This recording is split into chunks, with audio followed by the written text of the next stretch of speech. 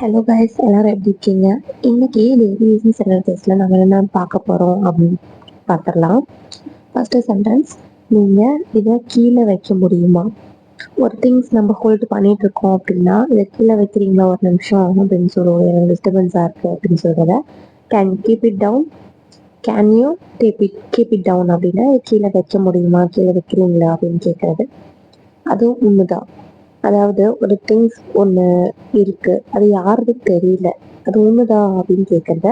Is this yours, is this yours அப்படின்னா இது உங்களுடையதா, இது உங்களதா அப்படின்னு கேட்கறத இஸ் திஸ் யுவர்ஸ் சொல்லலாம்.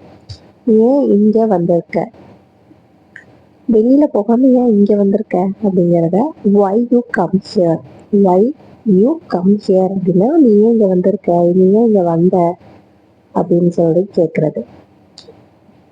அவர்கள் மகிழ்ச்சி அடைவார்கள்.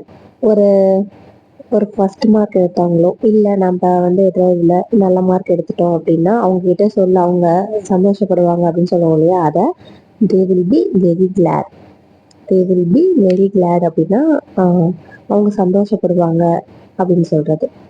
நான் உன்னை மறக்கவே மாட்டேன், நான் உன்னை மறக்கவே மாட்டேன். இதை மேக்சிமம் ஏதாவது தப்பு பண்ணோம் இல்லை லைஃப்ல பிடிச்சவங்க அந்த மாதிரி இருக்கவங்க கிட்ட நான் சொல்லுவேன். I never forgot you, I never forgot you அப்படின்னா நான் உன்னை மறக்கவே மாட்டேன். ஐ நெவர் ஃபோர்கெட் யூ அப்படின்னு சொல்றது. ஃபோர்காட் அப்படின்னா பாஸ்ட்ல யூஸ் பண்ணுவோம். ஐ நெவர் ஃபோர்கெட் யூ அப்படின்னா நான் உன்னை மறக்க மாட்டேன். நீ சொன்னதை மறக்கவே மாட்டேன்.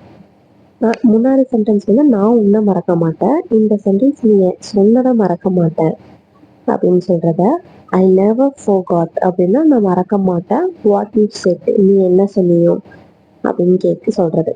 ஐ never forgot what you said, நீ சொன்னதை என்னால் மறக்கவே முடியாது, மறக்கவே மாட்டேன், இந்த மாதிரி சொல்றத இப்படி சொல்லலாம். ஃபோர்காட் யூஸ் பண்ணும். ஓகேங்களா? நெக்ஸ்ட் சென்டென்ஸ் என்னன்னு பார்க்கலாமா? ஒரு க்ரௌடான பிளேஸ்ல நம்ம ஒருத்தர் நோட்டீஸ் பண்ணிட்டே இருப்போம் இல்லையா, ஒருத்தவங்க டவுனா இருக்காங்க இல்லை ஏதோ ப்ராப்ளம் ஃபேஸ் டிஃப்ரெண்டா இருக்கு அப்படிங்கும்போது நான் உன்னை கவனிச்சேன், நீ அங்கே எப்படி இருந்த தெரியுமா, நான் உன்னை கவனித்தேன் அப்படிங்கிறத ஐ நோட்டஸ்ட் யூ.